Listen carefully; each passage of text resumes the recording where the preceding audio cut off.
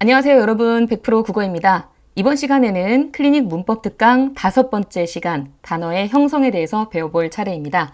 들어가기 전에 제가 조금 빠른 템포로 문법에 대해서 기본적으로 알고 있어야 될 3가지를 알려드리도록 할게요.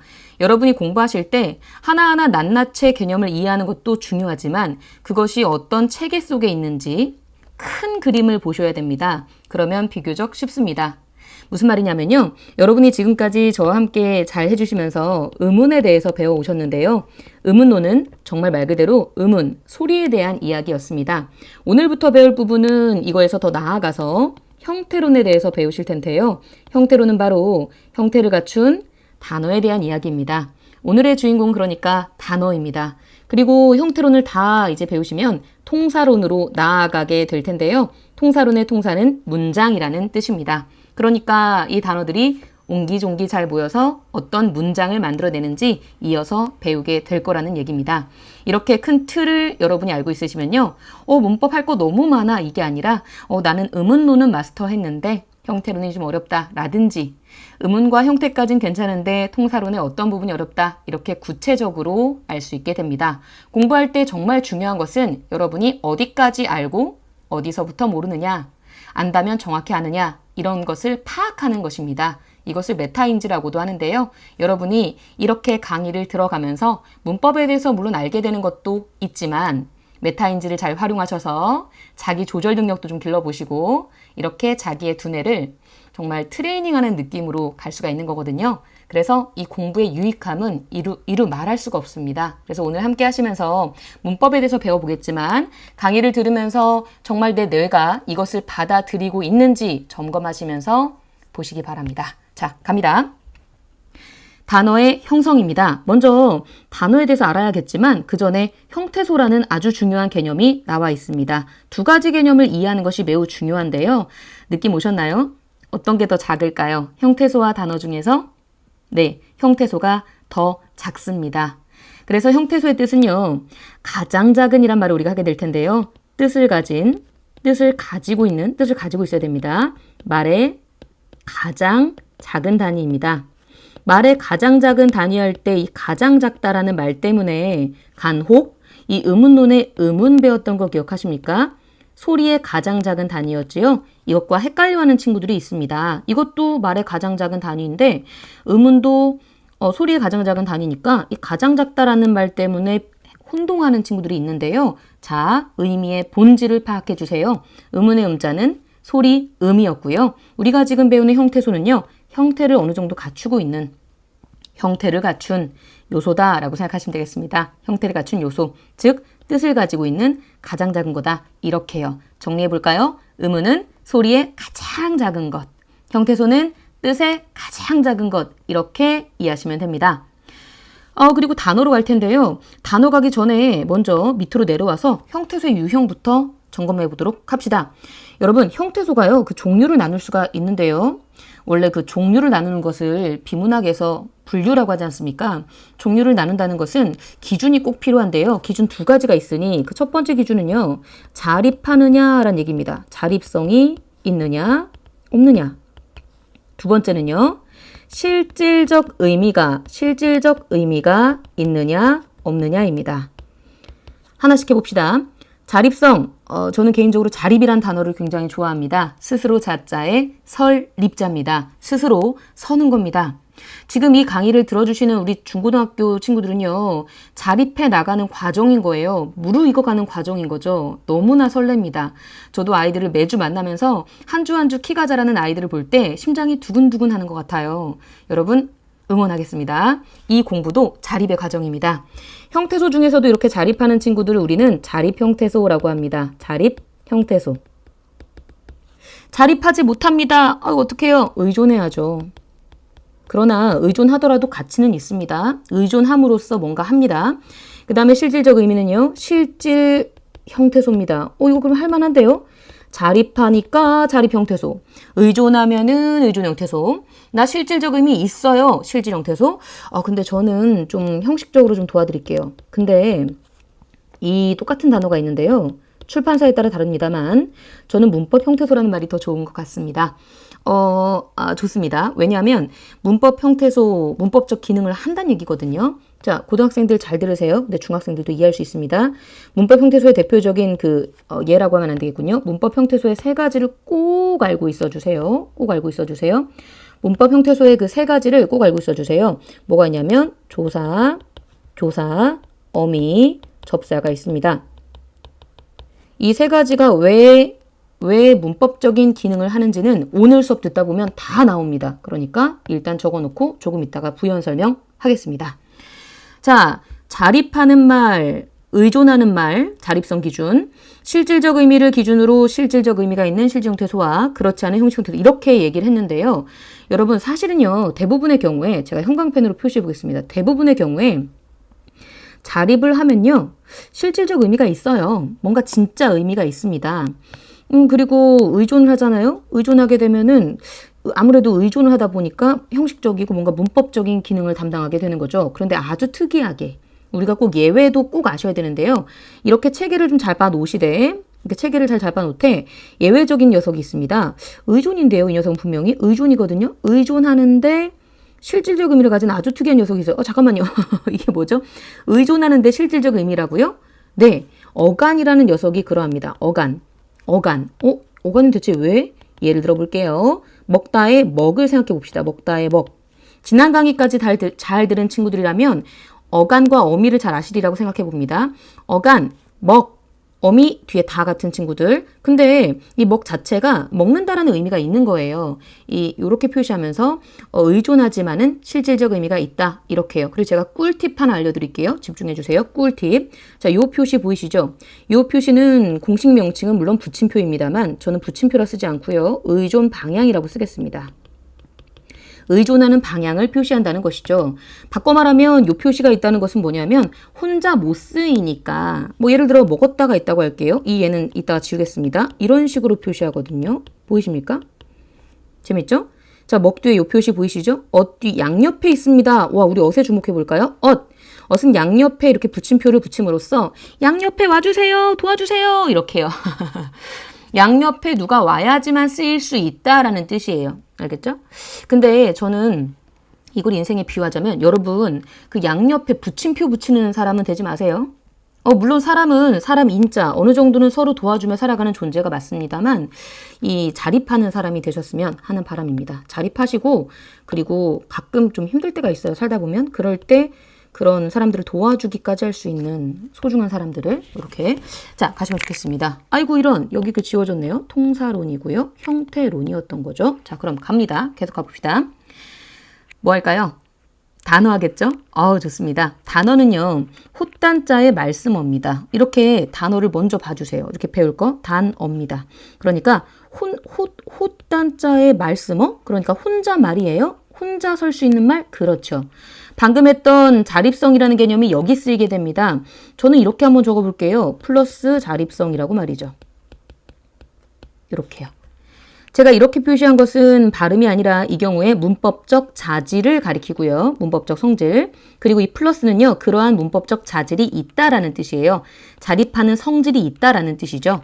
그런데 이렇게 하면 되게 깔끔하거든요. 단어는 자립성 끝 이렇게 해요. 근데 아까 우리가 이 단어라는 게 단어 모여라 이렇게 가야 되는데 자립성 있는 말들 모여라 이렇게 하는데요. 근데 뭔가 찜찜한 게 하나 있어서 예외적으로 예외를 들 수밖에 없습니다. 근데 저는 이런 포용성 되게 좋은 것 같습니다. 자립하는 말만 됩니다. 안 돼요. 이게 아니라 자 여러분 제가 예 하나 드릴게요. 여기 책이 있습니다 할 때 책이. 책은 자립하는 말 맞습니다. 그럼 단어 맞네요. 근데 이는 어떡하죠? 이렇게요. 이거랑 비교하셔야 될게요. 이렇게 좀 이해를 해주세요. 이거랑 비교하셔야 될게요. 읽다 할까요? 책을 읽다. 책이 있다라고 해야 되겠군요. 그러면 뭐 사실 크게 상관없습니다만 책이 있다라고 해보죠. 그러면 이제 it하고 다는요. 어간어미 구성이거든요. 근데 아시다시피 아까 얘기한 것처럼 어간은 혼자 못 쓰이니까 어간어미가 함께 이렇게 단어가 돼요. 이렇게 단어. 하나의 단어. 알았죠? 이렇게 하나의 단어요. 근데 얘는 지금 단어가 됐어요. 자립했어요. 앞에 자립하는 말. 근데 이는 어떡하냐. 뒤에 강의에서 바로 배우게 될 텐데요. 이런 녀석을 조사라고 합니다. 도가 돕다라는 의미입니다. 돕는 말이니까 헬퍼라고 해볼까요? 도와주는 친구예요. 자립은 못합니다. 그럼 이렇게 해볼게요. 예외적으로 마이너스 자립성 이렇게 그리고 플러스 분리성 잘 똑똑 분리가 돼요. 자, 이거 누구를 염두에 둔 말일까요? 이거 누구를 염두에 둔 말이냐면요. 어간어미는 잘 분리가 안 돼요. 이렇게 하나로 합쳐져서 얘는 하나가 단어가 이렇게 하나로 합쳐지기 때문에 어간어미는 각각 분리가 안 돼요. 분리가 안 됩니다. 그래서 아까 이 붙임표 있죠. 이 붙임표를 꼭 붙여줍니다. 그래서 조사는 붙임표를 붙이지 않아요. 그래서 제대로 된 문법책을 보잖아요. 제대로 된 문법책을 보잖아요. 그러면 먹다의 경우에 뭐 이렇게 하잖아요. 다 이렇게 하잖아요. 근데 조사는 이, 가 이런 식으로 붙임표를 붙이지 않습니다. 제가 지금 설명한 것들이 중학생들이 들을 때 좀 어려울 수 있어요. 그래서 중학생 버전으로 다시 설명할게요. 잘 들어보세요. 단어는 자립하는 말이에요. 알겠죠? 그런데 예외적으로 조사를 포함시켰으니 이때의 조사는 자립하지는 못해요. 자립하지는 못하지만 잘 분리되는 말이라고 생각하시면 되겠습니다. 그래서 여기까지 잘 정리해보도록 합시다. 여기서부터 여기까지. 단어는 자립하는 말입니다. 그런데 끌어안았어요. 여기서 이렇게 한 게 아니고 지워야 됩니다. 이렇게 아니야 자립하는 말만 된다고 이게 아니라 조금 더 포용적으로 넓게 예외적으로 이 조사 이거 되게 특이하네요. 조사도 같이 자립하진 않지만 잘 분리되기 때문에 조사까지 이렇게요. 자, 형태소와 단어의 기본 개념을 배우셨습니다. 이번에는 단어의 유형을 배워볼 차례입니다. 자, 가십시다. 단어를 종류별로 나누겠습니다. 일단 이렇게 크게 나눌게요. 크게 단일어와 복합어로 나눕니다. 잠깐만요. 이 단하고 복이요. 반대되는 것 같죠? 단, 호단자, 우리 아까 호단자인 거 했거든요. 그리고 복은요. 이 겹쳐진다, 중복된다 이런 의미가 있어요. 그러니까 단은 하나란 얘기예요. 하나. 그럼 복은요. 두 개 이상이 합쳐진 말이다 이겁니다. 일자는 하나 일인 거 아시죠? 정리합니다. 단일어는 하나입니다. 복합어는 두 개 이상입니다. 그럼 여기서 물어봐야 돼요. 뭐가요? 그러니까 이게 하나인 건 알겠는데 뭐가 하나죠? 이렇게요. 여기서 새로운 개념이 등장하게 됩니다. 어근 하나입니다. 어근 하나. 이때 어근의 개념은요. 제가 밑에 중요 개념으로 뽑아놨는데요. 어근의 뜻을 꼭 알아두셔야 됩니다. 실질적인 의미가 있는 말을 어근이라고 합니다. 접사는 실질적인 의미가 없고요. 도와주는 어떤 문법적인 기능을 해요. 그냥 어근을 도와줘요. 어근의 뜻을 제한하거나 어떤 보충하는 역할을 합니다. 이런 식으로 정의를 잡아두자고요. 실질적인 의미가 있는 어근 하나입니다. 예를 바로 들어볼게요. 산. 산. 하나의 의미가 하나의 단어를 이루고 있습니다. 그래서 어근 하나. 그리고 이런 얘기를 해볼게요. 푸르다. 선생님 이거 푸르다 푸르 플러스 다 아닌가요? 근데 다는 어떤 의미가 없잖아요. 그러니까 다는 무시하시고 요 푸르가 바로 이제 어근이기 때문에 단일어가 됩니다. 자, 고등학생들 잘 들으세요. 푸르다 같은 경우에요. 여기 뒤에 어미가 있긴 있습니다만 이렇게 적어 놓으세요. 고등학생만 적습니다. 고등학생만 어미는 단어 형성에 관여하지 않는다. 어미가 바뀐다고 하여 새로운 단어가 된다면 우리나라 국어사전, 우리나라만이 아니라 사실 이제 사전들이 이렇게 터져 나갈지도 모릅니다. 너무 많죠. 그렇죠? 그래서 어미같이 형태만 바뀌는 친구들이 있어요. 푸르다, 푸르고, 푸르니, 푸르잖아, 푸를까? 이런 것들이 모두 새로운 어미가 결합하는 건데요. 새로운 단어가 되는 건 아닙니다. 자, 그럼 다시 원래 기초 개념으로 봅시다. 어근은 실질적 의미를 가진 말, 산도 실질적 의미 하나, 어근 하나, 푸르도 실질적 의미 하나입니다. 이렇게 알아두시고요. 그 다음 복합어인데요. 두 개 이상이 복합적으로 결합되어 있는 건데요. 자, 이렇게 다시 둘로 나뉩니다. 그래서 합성어부터 저는 적어볼게요. 합성어, 그리고 파생어입니다. 이 경우에도 단어 뜻 자체, 여기 복합어 할 때 합자가 합성어의 합에 들어가 있고요. 성자가 한자로 이룰 성자입니다. 이루어졌다, 만들어졌다 이렇게요. 합쳐져서 이루어졌다 이렇게요. 사실 어근은 아시죠? 어근은 하나만으로도 단어를 만들 수 있으나 이 혼자 있는 어근이라는 녀석이 또 하나의 어근과 이렇게 결합이 된 거죠. 참고로 이 어근의 근자가 뿌리 근자입니다.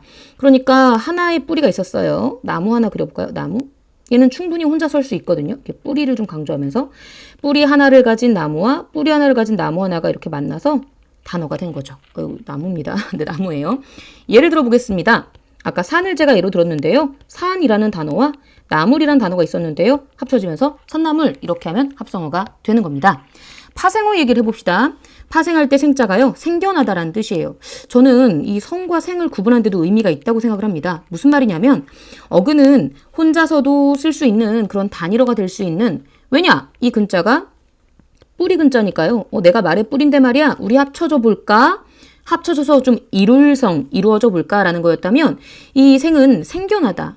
날생, 생겨나다. 파가요. 어떤 갈라져 나오는 의미가 있습니다. 무슨 말이냐면 나무 한 그루가 있었어요. 나무를 한 그루만 그려야 됩니다. 나무가 자라남에 따라 이렇게 뻗어나와서 새로운 가지가 생겼어요. 겹가지가. 이게 파생어의 개념입니다. 무슨 말이냐? 어근은 하나뿐입니다. 이 하나뿐인 어근에 붙을 접, 나무까지 딱 떠오르시나요? 이게 접붙이다라고도 하죠. 이렇게 접착제처럼 이게 붙다 접자니까 붙는 말. 이 사가 사전할 때 사, 이게 말입니다. 붙는 말. 오, 어근에 이 문법학자들의 세심한 배려 느껴지시나요? 이 단어 붙인 거 보세요. 접사라고 아예 너무 이름 잘 지었죠. 붙어진 말입니다. 예를 들어 보겠습니다. 그러니까 우리가 예를 들어서 높다라는 단어가 있었어요. 실질적 의미가 있는 어근 맞습니다. 근데 여기다 드를 붙임으로써 드높다. 이렇게 해서 높다에 드가 붙어서 정말 높은 어떤 광활한 느낌마저 들지요. 그래서 이런 것들이 바로 접사라 생각하시면 됩니다. 자, 그럼 정리하겠습니다. 형광펜을 잘 따라와 주시기 바랍니다.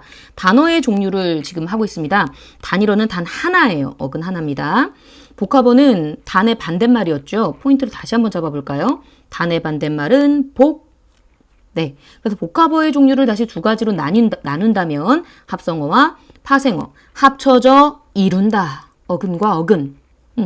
뭔가 강대강의 느낌이에요. 뿌리와 뿌리. 어근과 어근. 합성어라면 어근이 잘 자라서 접사가 돼서 갈라져 나온 파생어까지 이렇게 이해하시기 바랍니다. 중요 개념 해보겠습니다. 여러분, 어근은 말의 뿌리였습니다. 내가 뿌리거든요. 실질적 의미가 있다는 얘기죠. 그리고 접사는요. 거기에 붙어서 이루어진 말이었어요. 붙을 접사, 어근의 뜻을 제한하거나 보충한다 이렇게요. 네.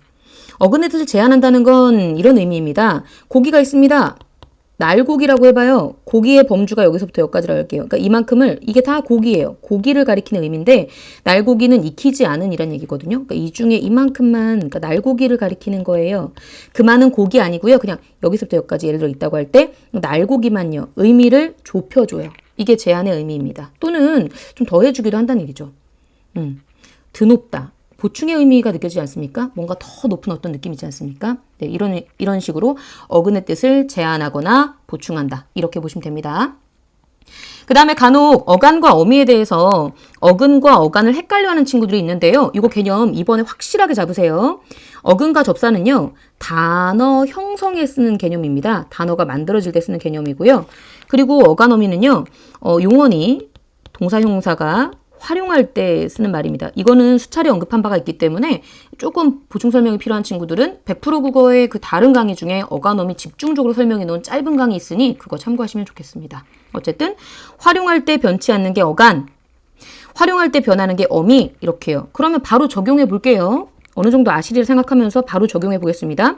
먹다가 있다고 할 때 먹은 활용할 때 안 변하죠. 먹다, 먹고, 먹니. 그러니까 이게 어간이고 다가 어미인데 사실 이 먹이라는 게 실질적 의미가 있거든요. 그래서 이게 어간이자 어근, 이렇게 어간이자 어근 이렇게 말할 수가 있는 겁니다. 자, 되셨나요?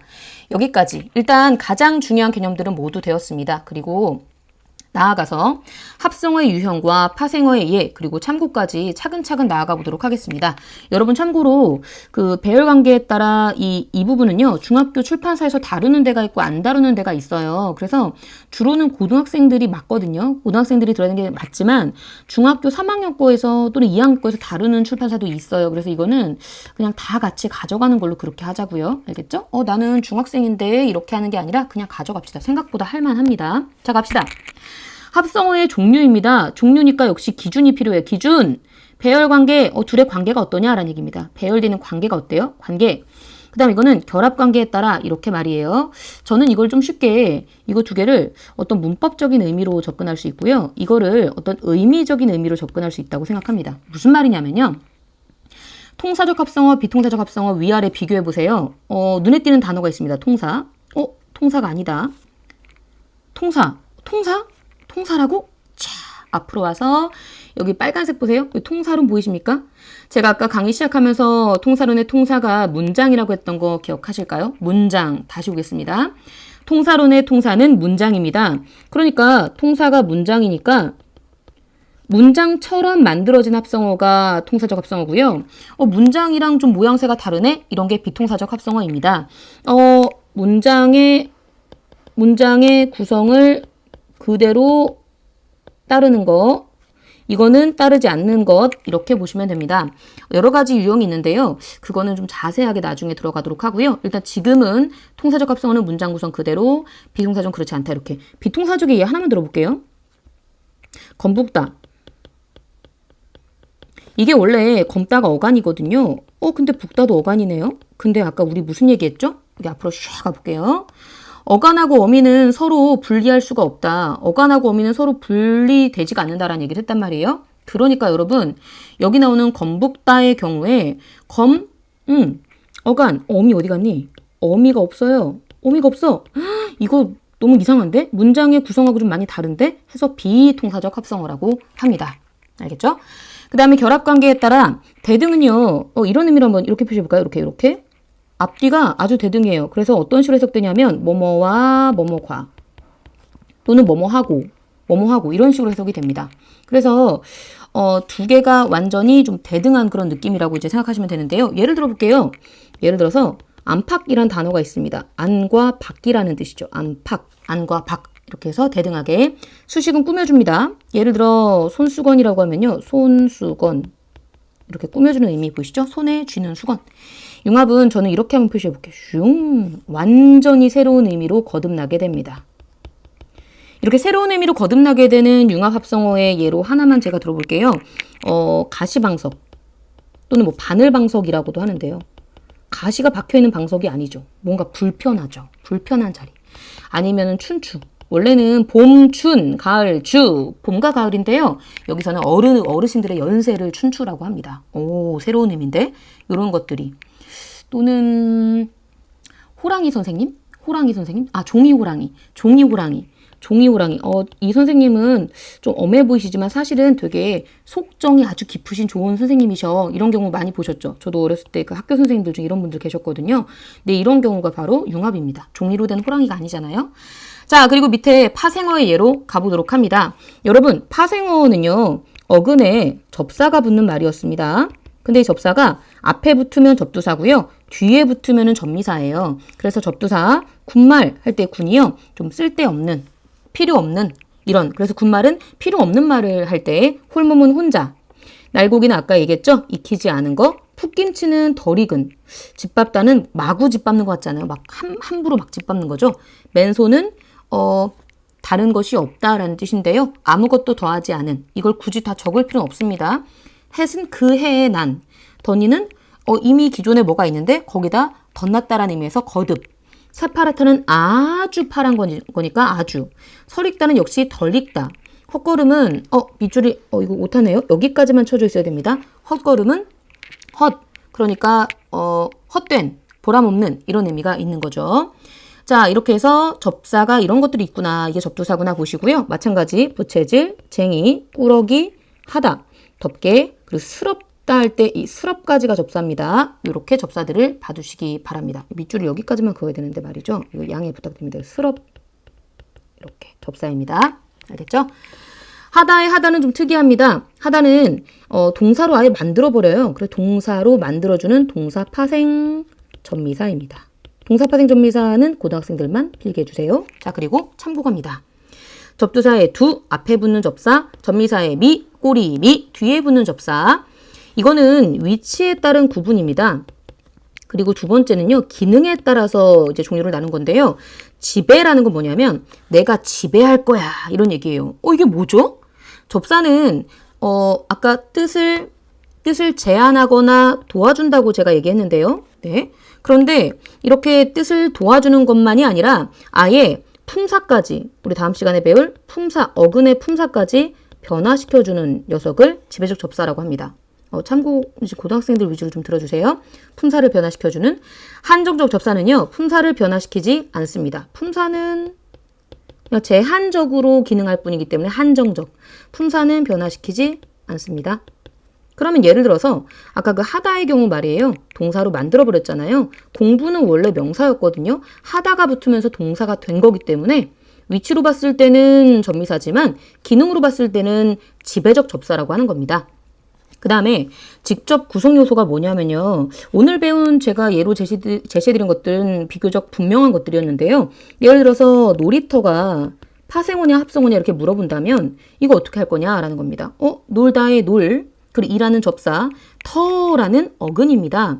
그래서 이걸 뭐라고 하냐면 이 단어를 당장 쪼갰을 때 바로 나오는 요 성분, 요거를 직접 구성 요소라고 합니다. 제가 동그라미 친 요게요. 직접 구성 요소입니다. 그래서 놀이터, 놀 플러스 이터가 아니죠. 놀 플러스 이터가 아니라 놀이하는 그 터잖아요. 그래서 직접 구성 요소를 가지고, 물론 여기에 이라는 접사가 있습니다만 놀이는 실질적 의미가 있는 어근이고 터도 어근이니까 놀이터는 합성어야. 왜냐? 이런 걸 직접 구성 요소, 이게 쪼갰을 때 바로 나오는 걸 가지고서, 물론 놀이는 다시 놀다와 이로 나뉘어지겠지만 말이죠. 요것만 고려하겠다. 이렇게 바로요. 밑에 것까지 가긴 너무 복잡해집니다. 직접 구성 요소를 IC라고도 하기 때문에 IC 분석이라고도 합니다. 자, 여기까지입니다, 여러분. 제가 오늘 참고한 교재 알려드리겠습니다. 제가 오늘 2권의 책을 참고해서 이 강의를 만들었습니다. 물론 제가 그동안 수업하면서 알게 된 것들도 많이 좀 녹여냈는데요. 한 끝 중등 문법하고요. 한 끝 중등 문법하고요. 그리고 이투스북에서 나온 기출의 바이블이라는 아주 좋은 교재가 있어요. 기출의 바이블, 국어 언어와 매체입니다. 이 2권은 제가 현재 수업할 때 쓰고 있는 교재들입니다.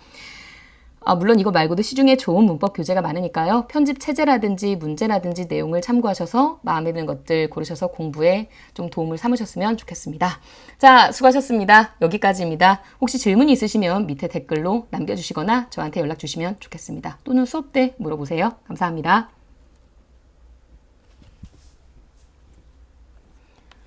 야, 어떡해? 그래도 했어. 야. 이렇게 자꾸 타이트하게 할래? 알았어.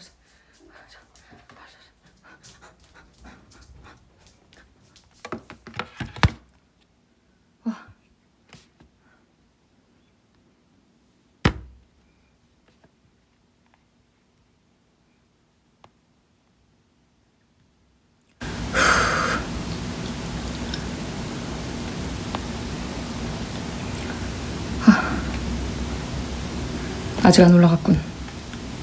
좀 이따 올리자 그러면.